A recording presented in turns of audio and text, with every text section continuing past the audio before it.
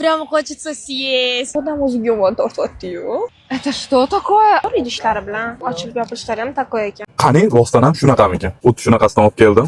Qizlarni reaksiyasini ko'ramiz. Qizlarni rostdan mazasi qochamki. Akani debda qiz o'tiribdi. Hozir uni sevib ko'ramiz. Девочка, привет. Здравствуйте. Знаешь узбекский?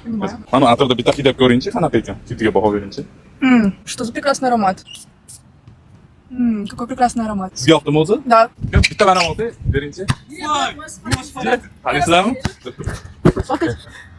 Qanaqa ekansiz, aka? Yoqdimi o'zi atrofda? Kelyaptimi? Опять? Voy. Девочка, узбекский знаешь?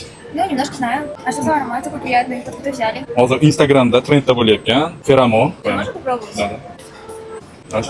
Ko'rdilaring, men o'zim ham ishonmadim. Hammada test qilib ko'rdik. Rostdan hidi ham o'zimga yomon yoqib qoldi. Nejni atirda yaxshi ko'radiganlar shu duxidan zakaz qilib ko'ringlar. Buni qayerdan originalni zakaz qilaman desalaring, Piyola marketdan zakaz qilsalar ham bo'ladi. Bitta zakaz qilsalaring bo'ladi, bonus qilib. Mana Louis-Vuittonda mana yana 5 xil atiri sizlarga bonus bo'lib qo'shilar ekan. Originalni faqat Piyola marketdan olsalar ham bo'lar ekan. Lekin hidi bor-u, masqalar haqiqatda yoqib qoladi. Bitta sevib ko'ringlar.